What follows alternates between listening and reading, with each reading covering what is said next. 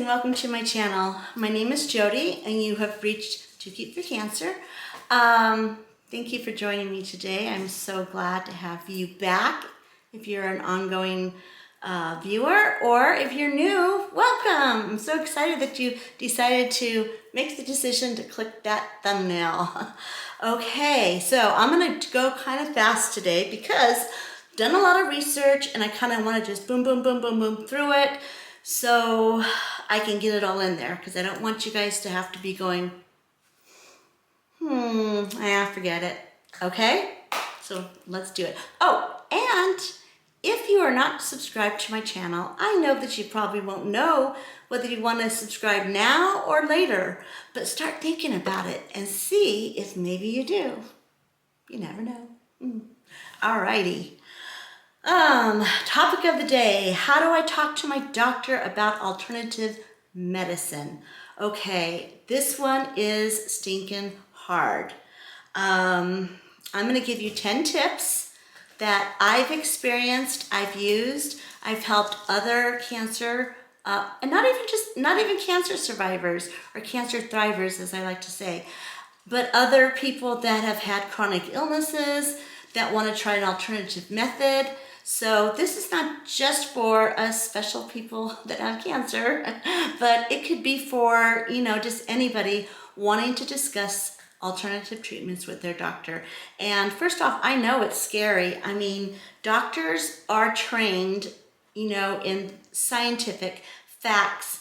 Prove it to me. It's got to be in a study. It's got to be in the American Cancer Journal. It's got to be peer reviewed. It's got to be blah, blah, blah, blah, or it doesn't exist. Okay, just let me say, just because something isn't proven scientifically, okay, doesn't mean that it doesn't exist and doesn't mean that it's not going to work.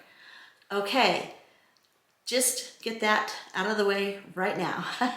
But from a doctor's perspective, and I have doctors in my family, and I know what they've been trained in, and even though now they're all on the holistic wagon, in the beginning of their careers, they said that was like, they were taught to be like, voodoo,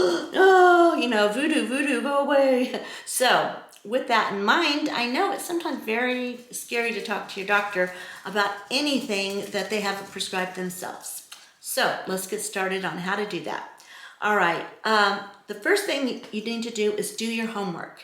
You need to find out, research, and try to find respected articles, peer reviews, American Cancer Journal, American Journal of Medicine, clinical trials. It doesn't even have to be in your country. It can be in different countries because doctors respect other doctors, even if from other countries. So research, try to find something reputable other than, my friend told me about this stuff.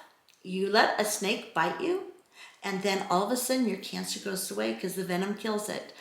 And you guys laugh, but I actually had someone approach me with that. So, I mean, maybe it works, but I wasn't willing to try. But that's what doctors kind of get, So make sure it's not a he said, she said thing, but to have your resources on hand and do your research. Find some reputable source that your doctor might sit up and take note to. Okay. The second thing is make a list of questions you want to ask, and then go through it and just say, ask your doctor, have you heard of this? I heard this, but have you heard of this? Ask direct questions to your doctor, because sometimes when you just start rambling on, they just kind of tune you out. They look at their notes and then, okay, what kind of prescription did you want? What do you want? How are you feeling? Pain, 1 to 10. I mean, you've been there, right? I know, I've been there many times. You need to ask them a direct question so it makes them stop their routine of processing you, and kind of brings them out of that bubble, and they will be more willing to respond to you and start dialoguing with you. That's my experience. I don't know, not all doctors are the same. Some doctors are willing to sit down and go listen to everything you say. I have one of those and I'm so grateful. Dr. Sue, I love you. She is the bomb. But a lot of doctors I went through before Dr. Sue were not like that. So, okay, have a list, have it ready, because remember, doctors only have 15 minutes before they kick you out of the office. They have 15 minutes per patient. That's crazy. That's where I go. And the nurses has told me, and I know other people have said, they only have 15 minutes with each patient. Now, this is in like a large, maybe not a private doctor, but anyway. So knowing that they're in a hurry, you need to have your ducks in a row, and you need to be ready with what you know, how you know it, where you found it, and the questions that you have. Okay, now tip number 3, bring a support person with you, but don't just bring someone and say, hey, I'm going to talk to my doctor about this new treatment. Want to come along? No, take somebody that has gone over your notes, that knows what you want, show them your research, someone who is on the same page as you, so they can support you in your questions and your answers. They don't have to agree with you, okay? That's different. But they have to know where you're going with what you're doing and what you're saying. Does that make sense? Okay, good. I heard that, yes. Okay, now, number 4, tip 4, don't skip or delay any treatments till both of you and your doctor agree, or he honors your choice, or you've decided to do it and let him know, but you're in agreement this is going to happen one way or the other. So don't just stop your treatments and say, I'm going to try this, and not tell the doctor because he's going to be mad at me. That is a bad decision, my friend, in so many different ways. So make sure that even though maybe you're excited to try something new and you want to do it and you think it's really going to work, and Kathy next door's sister did it and she's now running races and stuff, don't get the cart before the horse, okay? Cart before the horse. See that? Isn't the cart? Yeah, the cart before the horse, okay. Anyway, I get confused with my idioms. Okay, so that is another thing. Just know that you need to go through a process before starting anything new with your medications, with your supplements, with your exercise. Anything needs to go through some kind of process. Even if you don't believe in doctors, or you don't want to listen to them, because I know there are a group of people like that, and sometimes I've been one of them. But overall, I think that your doctor has your best interest at heart, and he has been trained to know different things. And if you don't trust your doctor, find another one. That's a big one. Also, you can call your pharmacist. The pharmacist usually knows more than the doctor on a lot of medications. So there's that avenue as well. But don't stop and just jump on the bandwagon to whatever. Okay. All right. Tip number 5. Ask the doctor what options that you still have if you decide to do a holistic treatment and it does not work. Say you go and you take 6 months off of chemotherapy, or you stop a medication, or you don't do immunotherapy, or you decide to stop radiation, or whatever the case may be. Maybe it's just an antidepressant that you don't want to take anymore. Find out the best way to transfer from one to the other, and then find out what happens. What is the time frame? Say for cancer, like for example, when I did my very first holistic treatment, I talked to the doctor, and the doctor laughed and said, no amount of vegetable eating is going to cure your cancer. I'm like, okay, all right, but let me just say, if I decide to do this, because it is my choice, what could be the ramifications? How long should I give this, try it out? Maybe we can agree until my next scans. I do 3 months. That's what I did. I did my 3 months I did the holistic treatment all out, came back and did my scans, and my scans were clean. So that was my first experience with holistic medicine. But now the question comes, was it because the treatment that I had been doing in the past caught up and finally worked? Or was it really the holistic treatment? That was a question we had to figure out ourselves. So then we went on from there. But you need to have a plan with your doctor for time frames. Very important. Don't leave it open-ended. All right, tip number 6. Prepare yourself for a dismissive answer. I think we kind of went over that, but I mean, you really prepare yourself for a negative remark and go and kind of figure out in this scenario, how am I going to respond? Because sometimes it's like you're trying to tell them something so important to you and you're all revved up and emotional about it. And because it's your body, it's your health, it's your future. And you say something and then they're just like, or, oh, that doesn't work. Oh, stop looking at the internet. I've heard that many times. Okay. Have in your mind, play it out in your brain. How am I going to respond to that? Okay. You could come up with like a canned answer. Okay. Well, I respect your opinion in this. However, I'd like to pursue it. So, and then go on to the next question. And you know what? Don't let them treat you like that because they are paid. They are in the business of healing and not just your body. You are a whole person. So don't let a doctor treat you like shit because guess what? That's not cool. And I think that a lot of times patients just think, well, they're the doctor, so they can say whatever they want. They know better than me. But you know what? Not everybody is right. Doctors are not always right. They are human beings. So you have a right to ask a question and be answered with respect. So there is that. Okay. Now, tip number 7. If the doctor is disinterested or against what you are asking about, try and get actual answers as to why he is not supporting this. Why do you think this won't work? Why? What studies? Can you give me somewhere to read? Just ask the why. Why do you think this? And put them on the spot. I remember doing this with my doctor that I love so much right now. That why got her. She stopped and she's like, well, it would strengthen your immune system. This is true. And as she's answering my question, she is proving my point. And at the end of this conversation, she was like, you know what? Let's give it a try. So ask the why. Why do you think this won't work? What studies, what facts do you have?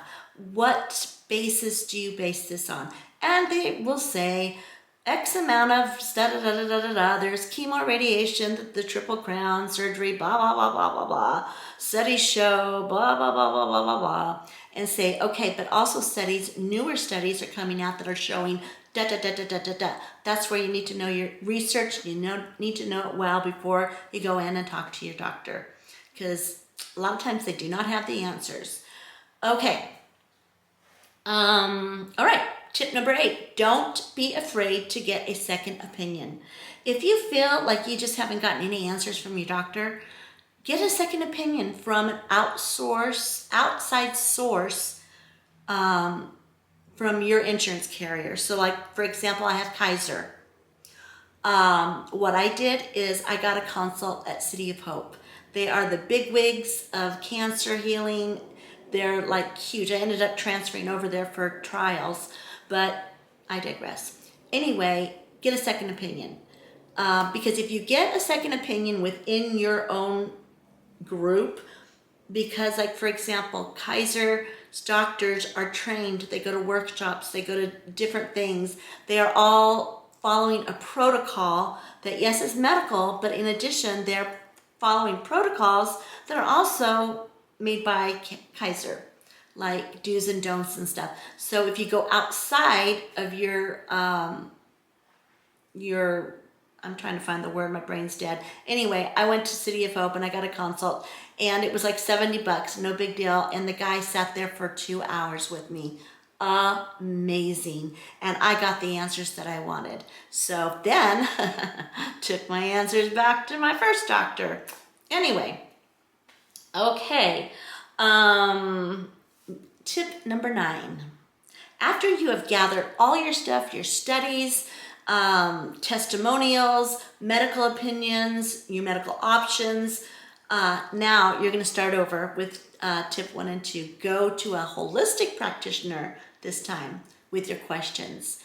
This time, go and do everything that you did with your medical doctor or your traditional doctor, conventional doctor, and then go to your holistic practitioner and start all over with the questions. Do exactly what you did with the first doctor, with your second, with the holistic practitioner. Okay?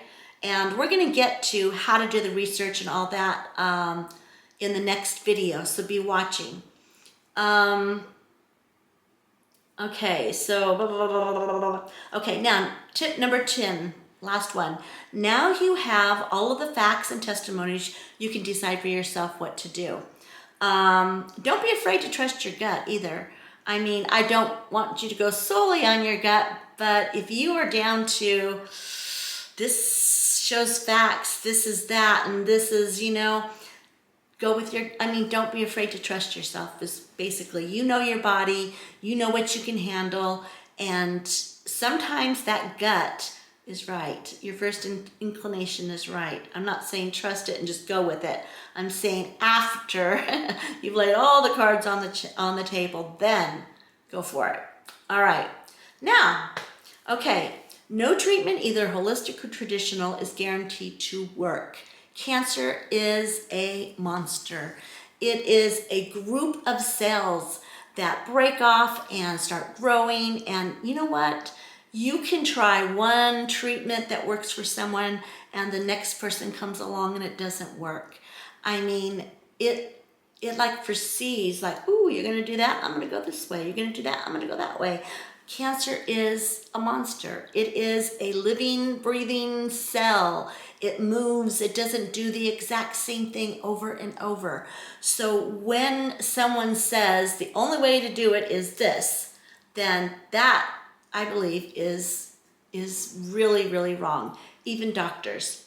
If the doctor says the only way to cure cancer is through chemotherapy, I say, really? I don't think so. It may be a part of your healing.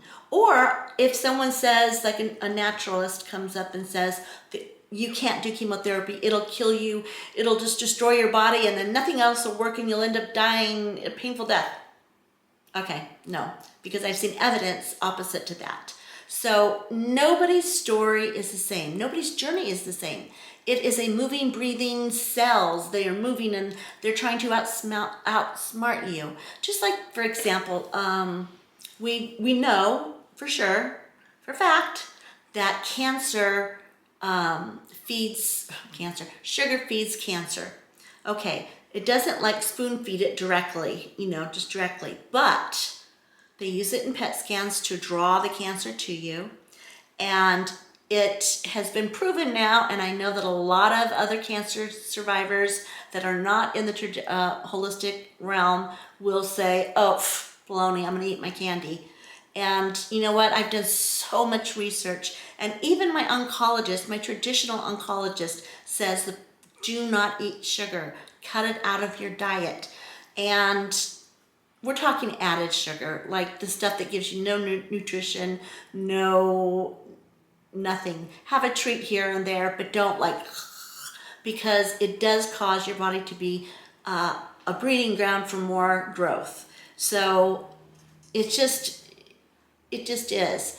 Okay, but one person can eat no sugar forever, ever, and still die of cancer.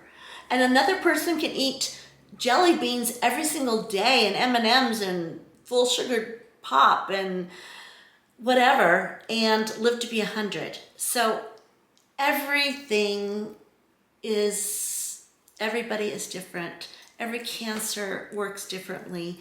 And you know what? I believe that God has a timing for a lot of things. Sometimes his timing just isn't what you're trying to make it. And sometimes you just gotta sit back, look at the facts, do as much as you can to be proactive, and then you just need to relax and rest and try to live every day that you can to the best of your ability and live life to the fullest. Okay, you guys, that was it for today's discussion. How to talk to your doctor about alternative medicine. I hope this helps somebody, because when I was going through this, I looked all over the internet. I found two sources. I found Kris Carr, and her cancer was totally different than mine. And then I found Chris Beat Cancer, who's, again, his cancer was totally different than mine. And I got information from both of them, and I used their studies and their facts and all that. But I had to do the research for myself, for my own situation. And it's, I just wish that there was a little bit more exactly what to do, how to do it when I was going through this. So I'm hoping this 10-step process will help somebody. Okay, you guys, now, if you'd like to subscribe to my channel, please go ahead and hit that subscribe button. I would so appreciate it. I would love to have you a part of our family. And if you want to know anything about me, my hair, my face, clothes, what I'm wearing, my jewelry, everything is linked below in the description box. So there you go. You guys, this is Too Cute for Cancer, signing off.